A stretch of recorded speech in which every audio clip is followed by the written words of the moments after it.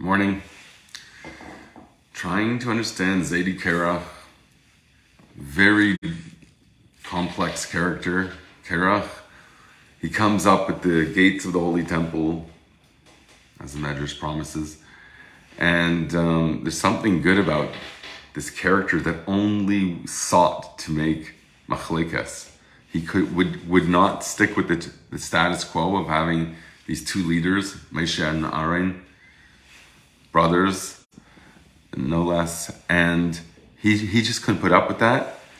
He had a very clever approach on how to contest the whole idea that there should just be one Kohen Gadol. He wanted to be Kohen Gadol, and Moshe admitted that he also wanted to be Kohen Gadol, the high priest. Everybody wanted this position. Korach's perspective came out of pikches. He was clever and shrewd, and he saw something that will be in the future to come. He saw a state where every person reaches this level of Kohen Gadol. He wanted to say that since there is Ahron, yes, you've already established yourself. Why did you elevate yourself? He has achieved elevation as his position. But what is his position? Ahron, the purpose of such a leader is to shine, as he said, to be one of the 7 shepherds that shine and light up Jewish souls. So if they've already been lit, welcome. If the Jewish souls have already been lit by this great leader Ahron, who lights up souls, now we've already reached your level. What is that level? What does it mean to achieve this idea of lighting up? It's said about Moshiach that he's going to do such an authentic repentance that it's going to inspire the entire world. We gave a massive share on that. The idea here is very similar. There are certain people, here it's Ahron, whose job is to daven with such intensity and authenticity that they light up all the souls. And in virtue of that, now everybody's lit. Everybody's achieved already the status that you have, Ahron, because you brought us there. Now that we're there, we also should wear the crown. He wore a golden plate on his forehead. He wasn't fighting about the crown per se, but the position he was. And I have a few sources I'm going to bounce around a bit today because they're beautiful connections between them. It quotes the Tzemach Tzedek and Eretera, which I want to learn with you inside. And I want to understand a few very cool things about Korach. He had pattern baldness, which is like the 770 haircut. Number 7 on one side, number 7 on the other side, and in the middle a 0. So in 770 they have that thing. Like, okay, it's mostly people from Eretz HaKodesh that take that fashion, the Yerushalmi style, I guess, to Crown Heights. And so that's the 770 haircut. Korach was like that. He had the 770 haircut, and it represented how he saw this divisiveness, the split. You got a little bit of hair here, a little bit of here, and then there's a split in the middle. He actually wanted to be bald. His whole fight was about him being bald. Why do they have to shave the Levi? They take all the Levium when they inaugurate them, they shave them off, representing their inability to shine on their own to all the Jews. They require the service of the Kohanim, who's meant to bring it down. So the Levi is all about davening and singing to God in the Holy Temple. And the Kohen takes the role of this person who lights up all the Jews. The Levi doesn't have hair. They're shaved as an inaugural recognition that they are Gvura, and Gvura plus hair is Gvura equals bad news. You have to have integration. So that the Levi partners up with the Kohen, and the Kohen's the one who lights up all the Jews. Korach said, we don't need that role. We don't need what Aaron is the Kohen, he's represented by his beard. Specifically, Korach had no beard. They shaved him off like a pumpkin, it says. He was like pumpkin clean. And no beard in those days was very unusual. It's like a ritual that just was not done. There's a story in Tanakh, they shaved half the beard. They couldn't grow the other half. I mean, they couldn't cut the other half to make it look normal because that was not normal. So better, I guess, your profile would look normal, at least. So when they shaved the spies' beards and story in Tanakh, I learned as a kid, I suppose. So Korach is this divisiveness, this mechitza, saying there is a difference between you, Aaron, or the elite. And maybe he included himself. He actually mistook himself to be the one to be that elite. And he was destined, he had prophecy that he was going to survive this, but it wasn't him. He didn't see it exactly clearly. He had a sort of like a lens that reflected back a bit narcissistically on himself. So Korach was ahead of his time. His point was right though, but he was saying, we don't really need you, Mr. Ahron. We don't need, because you've already done your role of lighting us up, and therefore that recognizes is in us. Wherever we are, the holiness of a Jew extends there.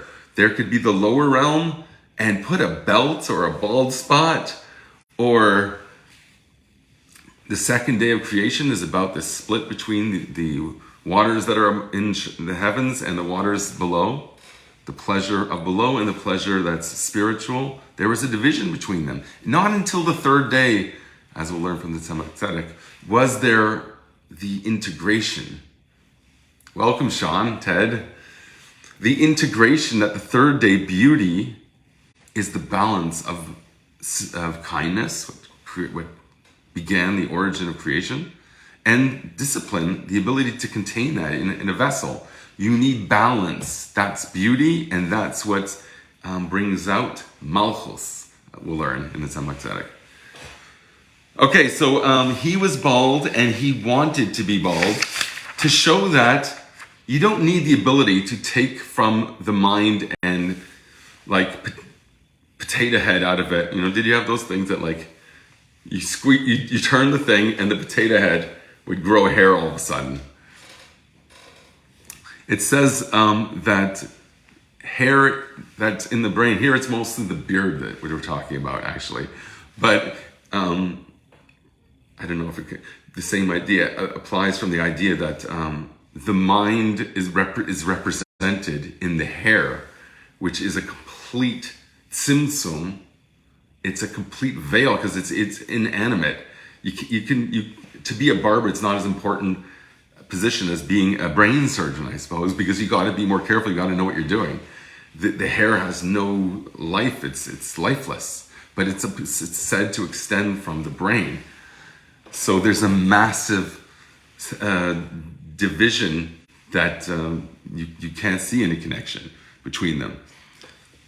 Korach wanted to get rid of that division. He said, we don't need hair to represent that idea. Let's do away with that and say, I don't have to have this chesed that the beard represents, the idea of bringing wisdom down and shining it on other people, because everyone's already lit. So let's just be ourselves as we are.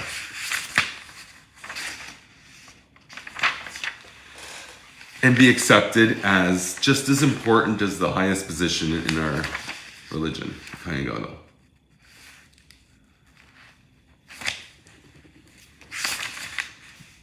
Okay, so I'm just trying to think of what order I'm going to put this together in.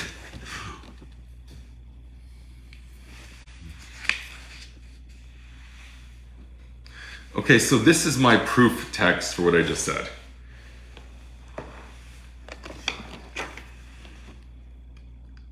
And I want to talk a little bit about the role of Aaron as the one who lights and what he's lighting up in you, what's intended to. So I want to do that too. But just to connect this with the idea that Al Pisa even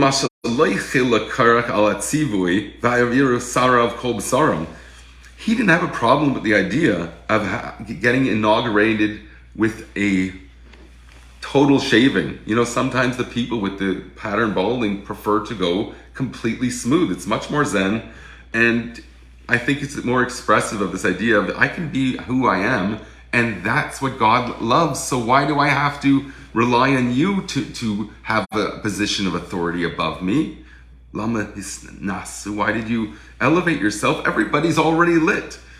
Okay? So the idea here of this peculiar fashion statement, in a way, even though this was the context of his argument, is saying that it's not enough that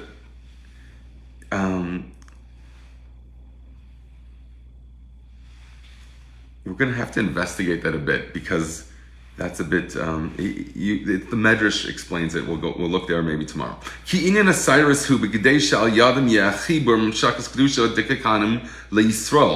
the whole idea of what not shaving your body as an inaugural thing, but to grow hair, is that you're drawing down holiness from the Kohanim, which are like the head of the Jewish people in this sense, to the Yisrael, the beard. Who show that there's an extended of the chesed, of the divine energy is shining through, bridging boundaries. The Korach lei ratza b'chibur zeh. Korach was opposed to that idea, that you had to rely on this superiority of one tribe that can light up the other ones. V'lachen ratza liyes Kohen Gadol k'mei shehu Korach. And that's why he wanted to be Kohen Gadol, just as he was Korach, which means bald. Bli Cyrus, just as he was like a pumpkin, shaved clean. Basically saying, yes, we're different, but we're all lit. So what do we need? A Kohen Gadol.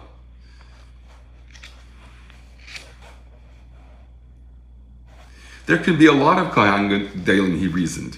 He just made a mistake in thinking that he happened to prophesy that there could only be one. He thought it was him.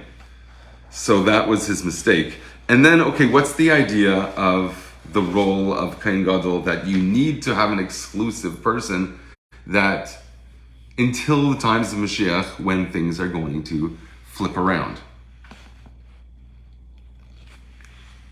Because the idea of machlekes is associated with gvura, and gvura is Yitzchak. We're going to call Yitzchak, Isaac will be called our father, because he represents gvura. The Levi is gvura. Korach says, I'm just a Levi, I'm not a Kohen. Everyone's going to be lit anyways. So why do you have this exclusivity after the fact? Everyone could sit on their throne in their world.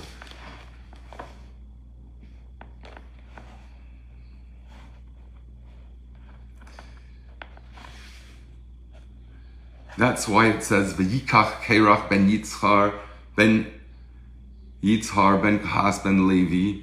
It says when it describes Korach, it says V'yikach, he took himself. V'yikach Korach, Rashi says Lokach es atzmo l'tzad, he took himself to the side. Echad liyes nechlak teicha eda la'eres alakuna. He put himself aside and saying, why do you make this position of priesthood that makes you exclusive? This plague. That's the unkelos translate into Aramaic, into the word. He took himself, means he took himself aside, Rashi says. Isplag, he made a division.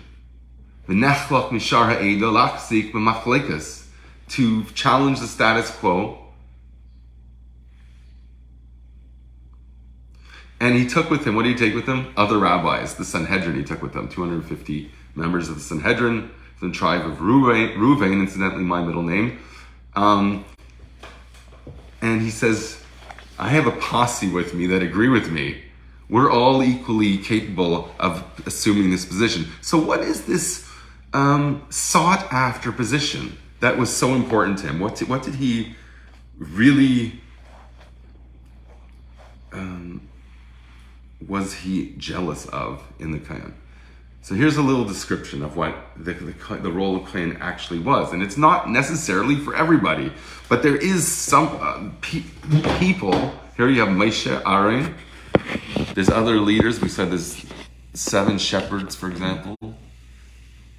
There's different sort of more generally responsible souls that have spiritual functions that everything depends on those people. Korach says everyone has that respect. So it says the difference between Kohanim and everybody else is that their role, we've said at length how the Kohen is immersed in the world of mitzvahs. Here we're going to say something that almost contradicts that in a way. But it says that they are removed from worldly things. We did say that about the tribe of Levi. They're removed from worldly things. And therefore it's very innovative that they're going to have land in the future to come. So the Kohen, you could see clearly how he's involved all day long in holy things. He's not, even though they are very physical, like they have to they probably shear lambs and things like that, and they have to gut it and stuff. It's very visceral in that sense. But it's a ritual, so it's nothing to do with mundane. They're totally devoted to a holy task. Bifrat Kohen Gadol, how much more so the Kohen Gadol that never leaves the temple, basically. So that's what Korach was arguing about. Was bayim steht, umina mikdash layetze. He says, this is a position that you're not even supposed to leave the temple. Aber zusammen damit, was a Kohen, befrat Kohen Gadol is moved all, but the Kohen has another role. His role is to be mamshich mashpia von zer kahuna. The big kahuna gives to all of the Jews. Und wie steht in Likutei Torah from Pasuk Baleiskas Neras as durch ein Ansinnen de Neras am Nera, that the role of Kohen Gadol is expressed in his in the role of lighting the menorah. That by doing so, he is Eifgaheben Alid into Zayin Darga. He's lifting up all of the Jews to his level. They're lit now. Hatten sie in sie reingegeben die Madrege von Ava Rabba. So they attained what we spoke in here, I think a week or two ago, at great length, when a Parshas Korach about lighting the menorah. That means they have a service of God that comes from Ava Rabba. It's attained visceral experience of God, not based on meditation anymore about how God creates a physical world and he's greater than that, and he's greater than the spiritual world that creates that, and he's beyond any description, and it's this ladder that starts from the bottom and moves up, but rather a recognition that Ein Adam Ovadai Ava Rabba Dvekis. Okay? So Aaron is someone who experiences God. Now what does he do with that? He lights up other Jews, or at least, if you have a very narrow mind about it, is responsible for that function in the world, and everyone fulfills their obligation in virtue of him. So even if they don't experience what he experiences, that's really what it shows, the bond, that's what we in fact are inside.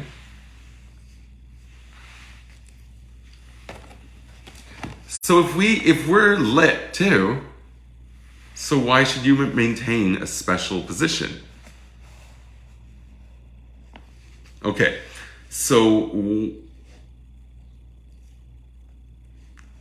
and in connection with that, it says, Machlekas Korach v'Ta'usai, the cause that Korach was fighting about, and his mistake was, because he was supposed to be a very clever guy, and we've tried to explain at length how he had a good idea. It was very logical, that reasoning. But what was his mistake? That's always the elusive thing. There's so much commentary in that. This is the role of the beard of the Kohen Gadol. How we say that represents Ava Rabbah. That's the same idea of lighting the candles.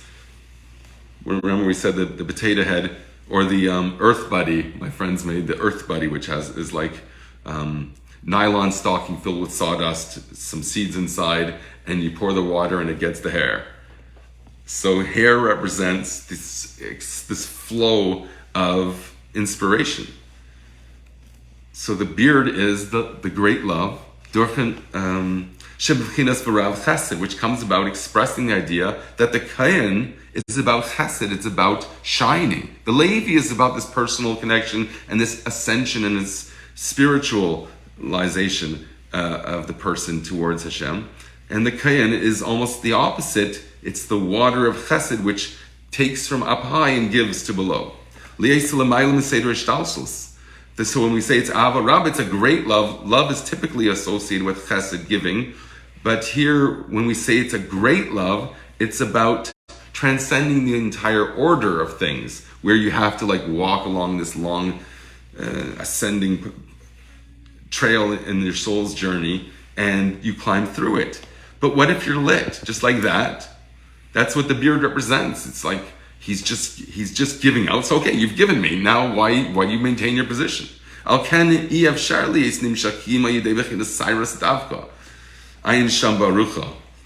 pi Kabbalah, that's what the beard represents. And Korach said, let's just do away with that idea. And everybody's can be themselves and achieve the highest, acknowledging their inherent perfection. Okay, so the Tzemach Tzedek that's quoted in this, and I think that's what we'll be at for today, it says it's talking about the third day of creation and how that's the integration of the second day, which is Gvura, which is the division, the Rakia. The horizon divides the heavens from the ocean, I guess, the earth. The ocean is, the world is like this blue ball, this ocean basically, with a little bit of an island here and there.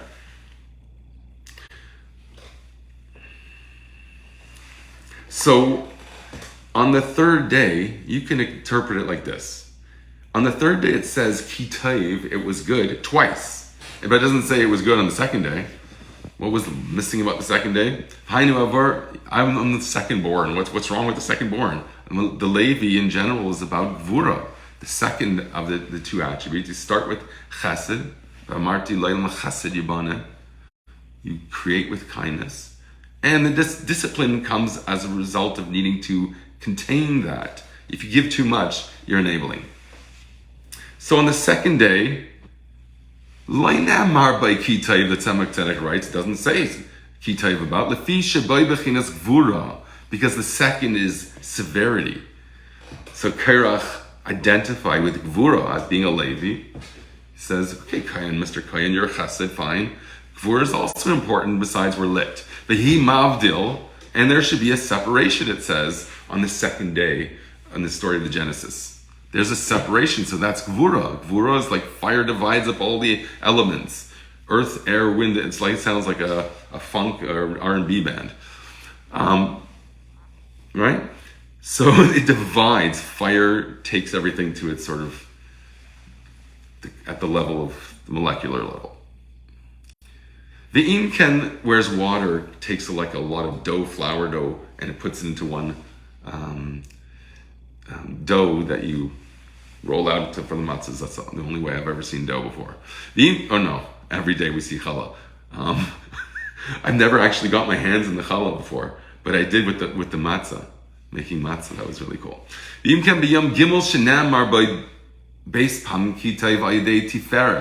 So the third day, you have twice kitayv. It was good. Because that's the third, which is tiferes, which mamtik hagvura, sweetens the discipline. It shows where it's motivated from. It started with chesed. Now you can see the chesed shining through the gvura. That's beauty. So that's Yom Kippur is Tiferes. It's when you sweeten the judgment. V'zeu, the discipline becomes meaningful. The harshness in life becomes revealed why we had to do that. V'zeu perish leilei kayemai. That's the meaning of his night was like day. Shelayla hameir al gvura, that night which refers to severity. V'din, and judgment. Hu kayemai, that will come out like the light of day. The chasadim, and benevolence.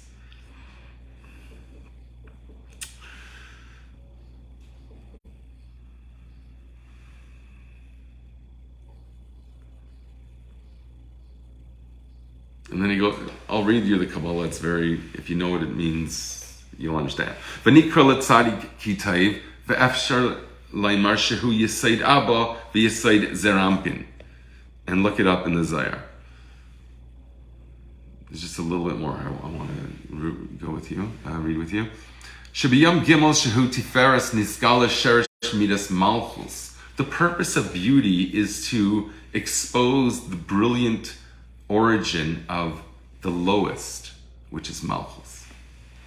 So you have the balance of chesed and gvura with beauty, with the tiferes balances that for the purpose of showing the divine origin and the ultimate intent of the lowest, which is Malchus. She's Shleimas Hagvura, which is the ultimate constriction and severity, to have a totally different world come out of it. And also associated with the world of action and the world of the physical world, that's going to somehow reign supreme. And that's the function of Gvura, is through Malchus. So we jumped from the second all the way to the end. It's rooted in the end because the purpose of the severity of the discipline is to create an entire other thing, which is called Malchus. The ultimate concealment, the ultimate cut off from its source. And now you reveal how in fact its source is higher than anything. So that's the function of Tiferes here, to reveal that. The purpose of beauty is to draw attention to things that are important, which is Malchus, the lowest. So that's the model, the Kabbalistic model here of how our religion works. Okay, I think that will be it for now. Was that tied together enough for you to understand? Korach, let's see if we can tie a few things about Korach. He's all about division. He says, we are different, and you know what? That's my best quality. God, I'm a creation of God. I even achieved some inherent value by being chosen to be a Levi. So I have some aspects of me that are superior in an outward sense. Everyone can just see that he's been inaugurated and everything. He looks like the pumpkin, as we said. And as I am, Ahron, you do have a role of lighting up Jews, but now that we're lit, so take me as I am, and I want to be Kohen Gadol. And the point was that, yes, that there's some sense in what he's saying, with the idea that there is going to come a time where everyone will achieve that greatness. It will be realized on their own. So the idea of Ahron lighting up other souls was so that they could do it themselves, but actually to do it. So they go through the process of transformation. In fact, that is the gift that Ahron's giving them. The ability to be lit and use that light to bring yourself to be a person that with distinction at all levels of your spectrum of your whole being. So it's not just, you're not ever just anything. I'm just a landscaper guy that drives a lawnmower. The Zen attitude would be, of course, Winnie the Pooh stumbling about that flat illustrated world in the clouds with the balloons and everything. Has just as much purpose when it's used for the right purpose. Like, for example, the ultimate bonding with a kid was when you actually did something like that. you have to have a kid that would want to even hear it, which is another. When I was a kid, I wanted to hear what my father had to say. He used to tell me stories at night that totally fashioned my whole outlook. You know, he was a superhero with his friends growing up in high school when they had magic powers, and they had bad guys, and they always escaped in the end. So, yes, the child is given some benefit by having a good education to whatever extent they did. But now they have to do something with it and make of themselves a worthy expression of shining onto others and not keeping the division between people, but saying, my job is to anyone I encounter to try and light each other up as well. Have a great day.